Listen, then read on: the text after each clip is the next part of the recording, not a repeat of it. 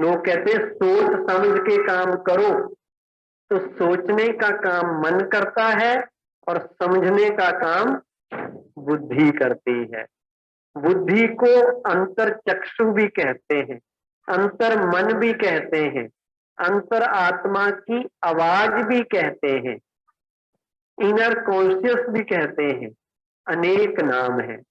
और बुद्धि एक ऐसी चीज है जो मन को कंट्रोल कर सकती है। अंतरात्मा की आवाज, जब भी कोई व्यक्ति गलत करता है तो अंदर से आवाज आती है कि ये काम नहीं करना चाहिए।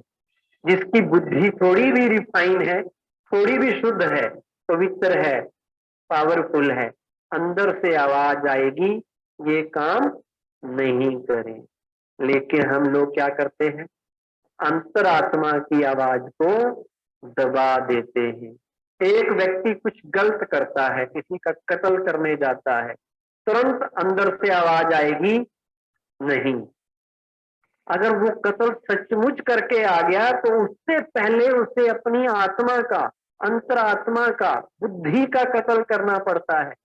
और एक बार वो कर दिया, फिर वो चाहे 1 कराओ, 10 कराओ, 20 कराओ, अंदर से वो आवाज, क्या करना है क्या नहीं करना है, फिर वो आवाज नहीं आती। इसलिए कभी भी अंतरात्मा की आवाज को, बुद्धि को दबाना नहीं है, बुद्धि को रिफाइन करना है। बुद्धि फैसला लेती है कि जज की तरह, और मन एक वकील की तरह वकालत करता है। मन कई तरह के तर्क देगा, ये कर लो वो कर लो, अपनी बात सिद्ध करेगा। लेकिन बुद्धि अगर सही होगी, जज सही होगा, वो वकील की बातों में नहीं आएगा, वो सही निर्णय देगा।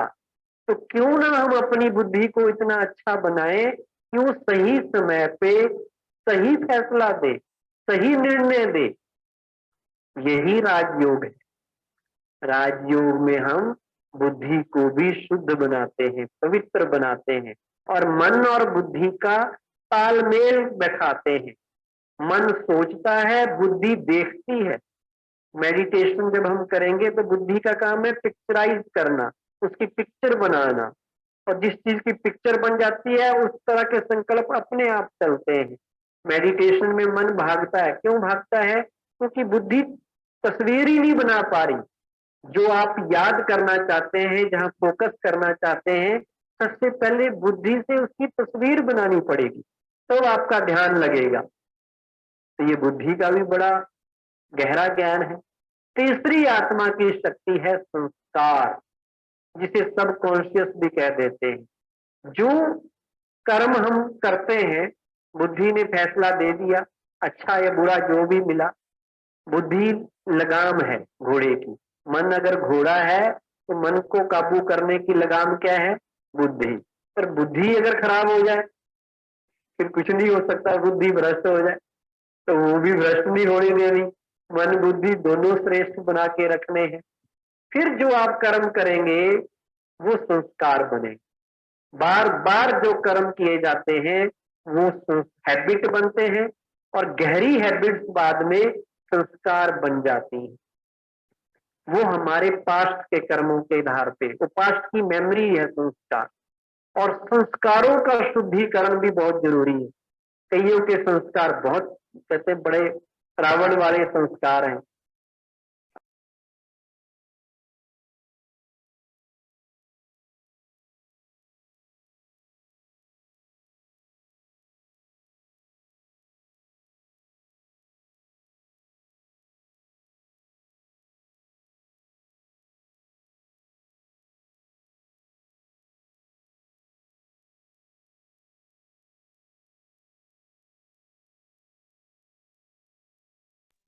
वो है जो हमारे मूल संस्कार हैं, ओरिजिनल संस्कार हैं।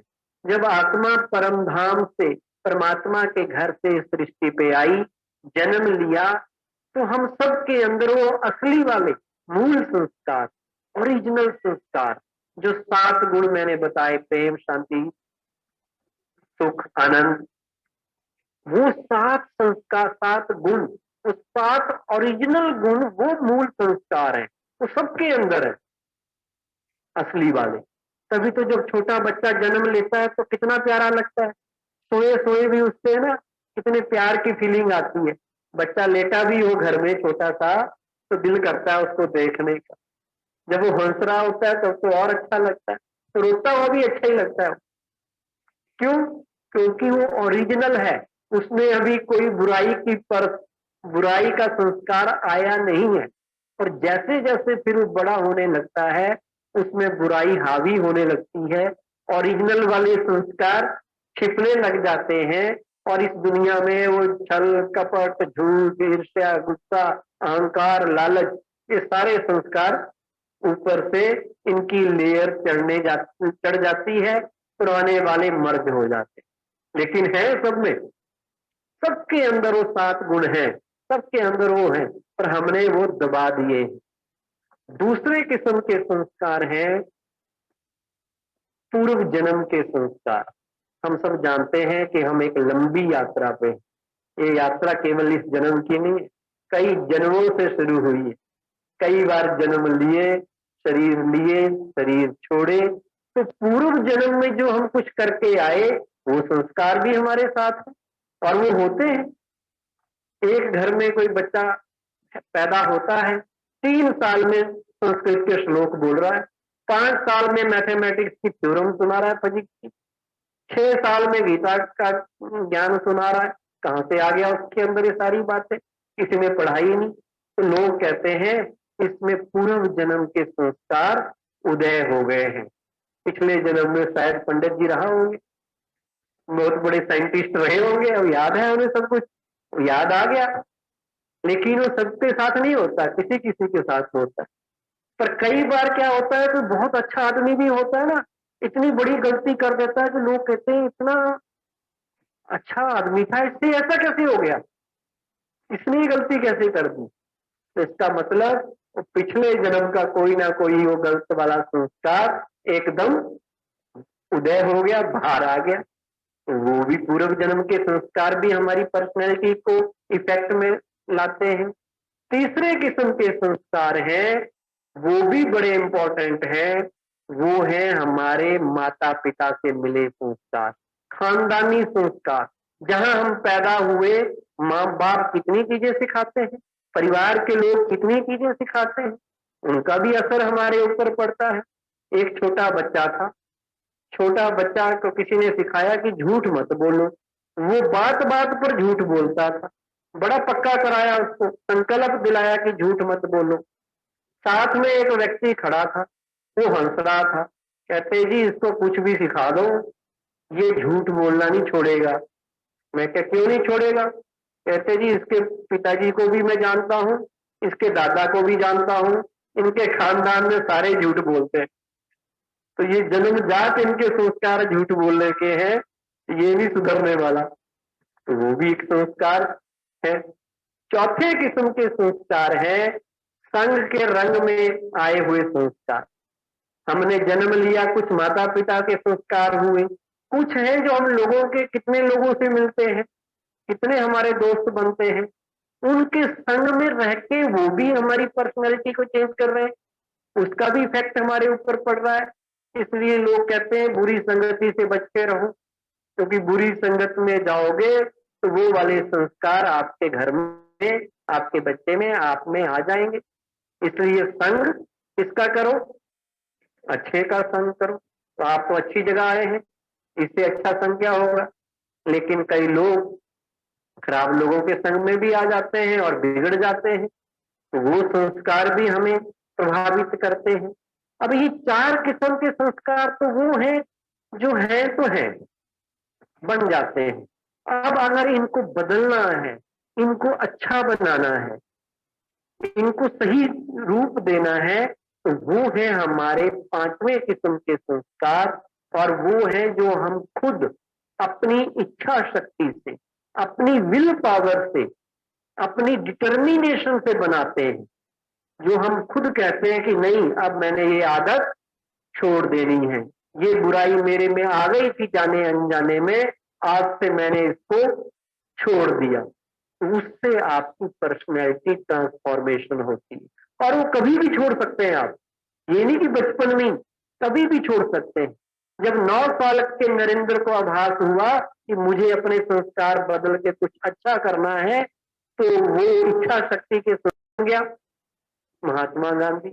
जब 60 साल की उम्र में जाके मदर टेरेसा को ये रियलाइज हुआ, जो पहले एक ऑर्डिनरी नन थी, और जब उसने अपना जीवन लोगों की सेवा में लगा दिया, तो 60 साल की उम्र में क्या बन गई? मदर टेरेसा बन गई। तो किसी भी उम्र में कभी भी हम अपने संस्कारों को बदलकर आसुरी संस्कारों को दैवी बना सकते हैं, बिगड़ी हुई चीज को सुधार सकते हैं। तो ये है हमारी विल पावर से, अपनी इच्छा से बनाए हुए संस्कार। और आप अध्यात्म के रास्ते पे यहाँ आए हैं, राजयोग की यात्रा आप शुरू कर रहे हैं। इसका उद्देश्य भी तो यही है कि जो आज तक गलत जीवन में लाया, अब उसको डिलीट करेंगे और अच्छे वाली चीजें, अच्छे वाले संस्कार अपने जीवन में लाएंगे। तो ये हो सकता है या नहीं हो सकता? हो सकता है। तो ये थे आत्मा के 7 संस्कार, 3 शक्तियां, 5 किस्म के संस्कार और 7 आत्मा के गुण। अब लास्ट में एक और इंपॉर्टेंट बात आपसे कर लेते। बातें तो बहुत हैं आत्मज्ञान में, कि ये जो आत्मा है, ये टेम्परेरी तो इस शरीर में भ्रिकुटी में यहाँ रह रही है, जहाँ तिलक लगाया, लेकिन जब शरीर में नहीं होती तो कहाँ होती? दुनिया की जनसंख्या क्यों बढ़ रही है? कहाँ से आत्माएं आ रही हैं?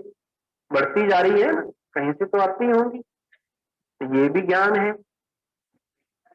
तो ये ज्ञान समझने के लिए ये चित्र यहाँ लगाया हुआ है, जो ये दिखा रहा है कि ये दुनिया ही दुनिया नहीं है, इससे भी परे 2 दुनिया और हैं, जिनको कहते हैं त्रिलोक।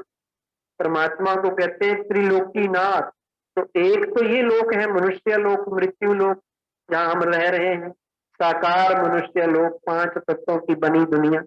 इससे भी ऊपर एक और दुनिया है जिसे सूक्ष्म लोक कहते हैं, जहां पर ब्रह्मा विष्णु शंकर 3 सूक्ष्म पुरियां हैं। ये 3 लाइट के फरिश्ते, ये देव देवता वहां पर निवास करते हैं। इसे फरिश्तों की दुनिया भी कहते हैं, सूक्ष्म लोक भी कहते हैं, लाइट की दुनिया भी कह देते हैं। वहां भी 5 एलिमेंट्स नहीं है। उससे भी परे एक और दुनिया है जिसे परम धाम कहते हैं। गीता में भी है कि सूरज चांद तारों से भी पार, दूर परम धाम में मेरा निवास स्थान है परमात्मा का। तो वो परम धाम, वहां पर आत्मा का पिता परमात्मा निवास करता है। का परमानेंट घर उस परम धाम में। सूरज चांद तारे, उससे भी परे सूक्ष्म लोग, उसके भी बियॉन्ड और ऊपर जाके परम धाम। परम धाम में हम आत्माएं परमानेंट रहती हैं, और आत्माओं का पिता परमात्मा, वो भी ज्योत स्वरूप है, वो भी वहीं पर रहता है। परम धाम इसलिए कहते हैं क्योंकि वो परे से परे का धाम है। इस दुनिया के जितने भी धाम हैं उनसे परम भी है, सुप्रीम भी है। तीनों धामों में से सबसे ऊंच वही है। इसका दूसरा नाम शांति धाम भी है। शांति धाम इसलिए क्योंकि यहाँ शांति ही शांति है। शोर तो यहाँ है जहाँ शरीर है, वहां तो केवल आत्मा एनर्जी है, तो शांति तो होगी ही होगी। शांति का सागर परमात्मा भी है वहां, इसलिए भी शांति है। तीसरा इसका नाम है परलोक, क्योंकि सब लोकों से परे है, इसलिए परलोक भी है। इसके कई नाम है। ब्रह्म लोक भी इसे कहते हैं, क्योंकि यहाँ पर ब्रह्म महातत्व है। 5 महातत्व तो इस दुनिया में है, 5 एलिमेंट। छठा महातत्व है ब्रह्म महातत्व, तो वो ब्रह्मलोक है। वहां पर ये उसका दूसरा नाम है। किसी ने उसको सचखंड भी कहा, क्योंकि सच परमात्मा वहां रहता है। सच्चाई का सागर, गॉड इज ट्रुथ, वो सचखंड है। किसी ने उसको रूहानी दुनिया कहा, अलग अलग धर्मों में अलग अलग नाम है। किसी ने उसको 7वां आसमान कहा।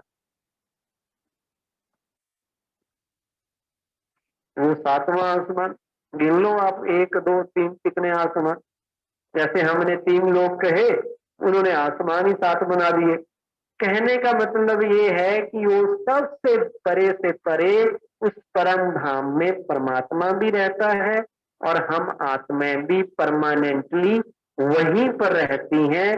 वो रहने का स्थान है और ये सृष्टि कर्म क्षेत्र है। यहाँ पर हम अपना पार्ट प्ले करने के लिए आते हैं। जैसे स्टेज पे कोई ड्रामा करने के लिए एक्टर आता है, लेकिन स्टेज उसका घर होता है एक्टर का। वो तो एक्टिंग करता है, फिर रात को वापस चला जाता है। तो ये सृष्टि एक स्टेज है, ये नाटकशाला है।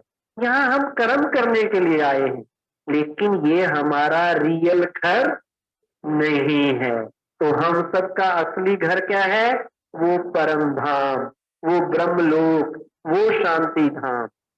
जो लोग कहते हैं ना, कहाँ से आए हो, कहाँ जाना है, तो जवाब मिला कि हम सब आत्माएं परम धाम से इस सृष्टि में आई हैं और आखिर में वहीं परम धाम में जाना है, क्योंकि आत्माओं का पिता परमात्मा वहीं निवास करते हैं, वही हमारा असली घर है। तो हम इस सृष्टि रूपी नाटक में क्या है? केवल और केवल एक्टर। यहाँ हम मालिक नहीं है। ये चीजें हमें इस्तेमाल करने के लिए मिली हैं। शरीर भी मिला है, पंखे मिले हैं, गाड़ी मिली है, केवल यूज करने के लिए। कोई भी चीज हमारी नहीं है, हमें वहां जाना है। तो ये लेसन पक्का हो गया। आज एक और बात कह के समाप्त करते हैं। अगर वो चीज आपको नहीं बताई तो आप कहेंगे कोई नई चीज तो बताई नहीं, ये तो हमें पहले पता था कि हम आत्मा है, पर समझते तो नहीं ना। नॉलेज होना अलग चीज है, नॉलेज को प्रैक्टिस में लाना अलग चीज है। आज से ये प्रैक्टिस करनी है कि मैं शरीर नहीं, आत्मा हूँ। आत्मा आंखों द्वारा देखती है, कानों द्वारा सुनती है, मुंह के द्वारा बोलती है। आत्मा ज्योति बिंदु स्वरूप है, अजर अमर अविनाशी। अब मैं बता रहा हूं, क्या हमें मोक्ष मिलता है? मोक्ष किस किस को चाहिए? मुक्ति में जाने की इच्छा किस किस की है? ये जो परम धाम है ना, इसका एक नाम मोक्ष भी है, एक नाम इसका मुक्ति धाम भी है, क्योंकि आत्मा यहाँ मुक्त अवस्था में रहती है। आप में से कौन कौन जिंदगी से परेशान है, जो चाहता है कि भाई एक बार उठा लो, यहाँ रहने का कोई फायदा नहीं है, चलते हैं इस दुनिया को छोड़ के, बस मोक्ष मिल जाए, मुक्ति मिल जाए। ज्यादातर लोग कहते हैं ना, मोक्ष कॉन्सेप्ट है, मुक्ति का कॉन्सेप्ट है। आज मैं आपको वास्तविकता से परिचय कराऊंगा कि मुक्ति बड़ी है या मुक्ति से भी ऊपर जीवन मुक्ति है।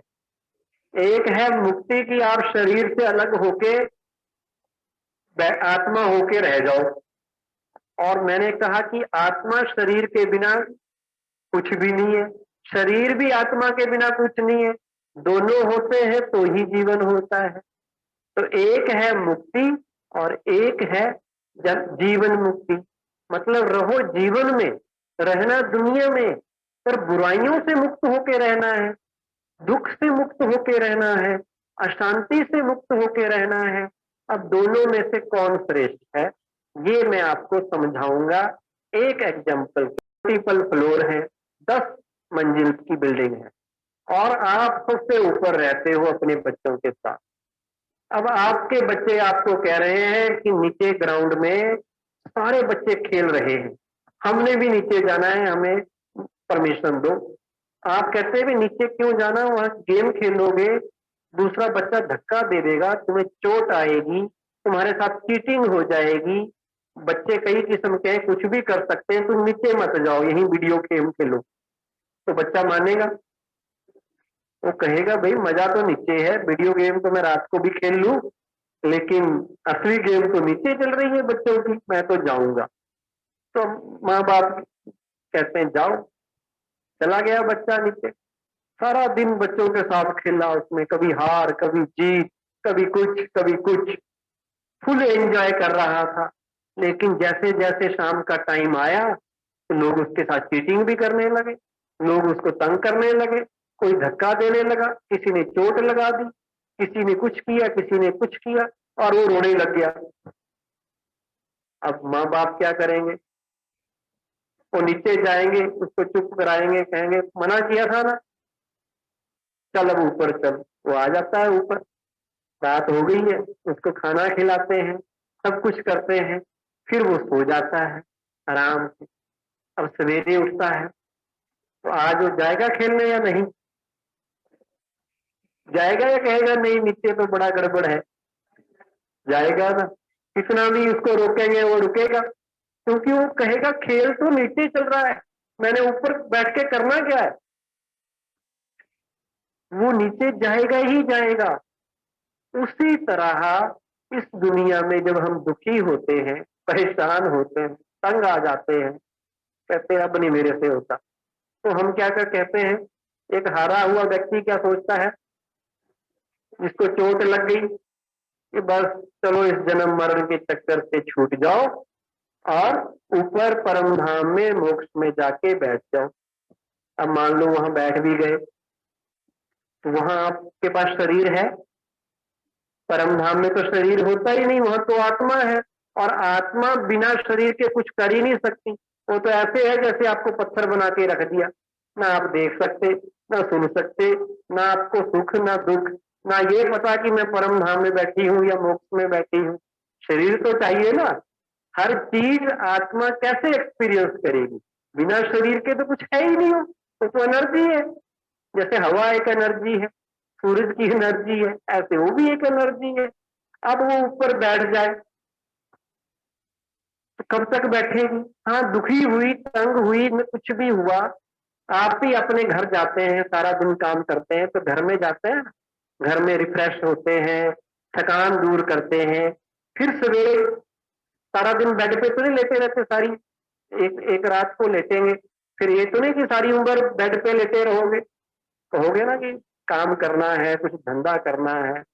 उसी तरह वो परम धाम रेस्ट रूम है, वहां आत्माएं जाती हैं, रेस्ट करती हैं, अपने परमात्मा पिता के पास कुछ वक्त गुजारती हैं, लेकिन वो कर्म क्षेत्र नहीं है। खेल वहां नहीं चल रहा, खेल नीचे चल रहा है।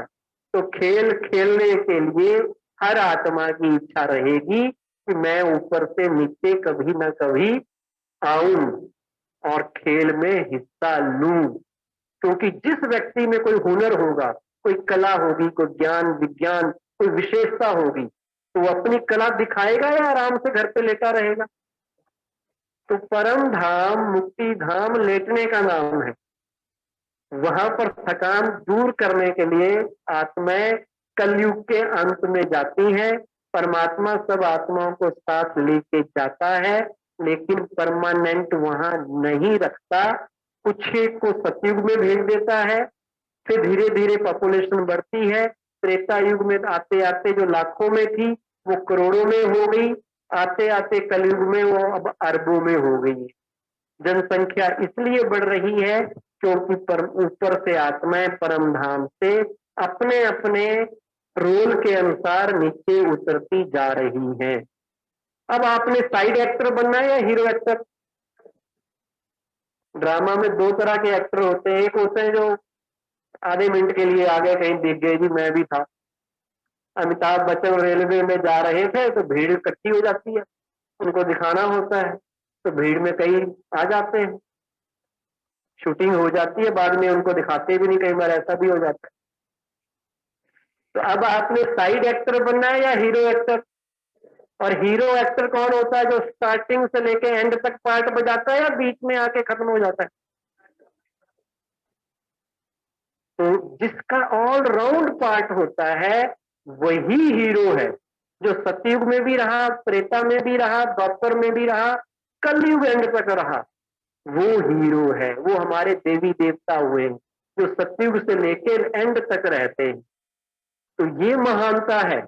बाकी आप थोड़े टाइम के लिए तो हर किसी को नीचे आना पड़ेगा, और जो जिसे हम कह देते हैं कि मोक्ष है, ज्यादातर आत्माओं को मिल भी जाता है पर परमानेंट नहीं होता। एक ना एक जन्म के लिए नीचे हाजिरी लगानी पड़ेगी, क्योंकि वो एक्टर है, एक्टर को थोड़े टाइम के लिए ही सही आना जरूर पड़ेगा कर्म क्षेत्र में। तो आज से क्या करें पक्का हुआ? क्या परमात्मा को मोक्ष मिला हुआ है? परमात्मा को मोक्ष मिला होता है? उसको भी आना पड़ता है, वो भी बंधा हुआ है, उसने भी वादा किया है कि जब धर्म गलानी होगी मुझे आना है। तो जब वो ही नहीं छूट सकता और तो हमें छूट के क्या मिलेगा? मान लो छूट भी जाए पर बेनिफिट क्या है? बेनिफिट तो दुनिया में रोल प्ले करने में, फिल्म में एक्टर बनने का है। और आत्मा अगर मोक्ष में चली गई तो समझो आत्मा तो खत्म ही हो गई, जब मोक्ष काम ही नहीं कर रही।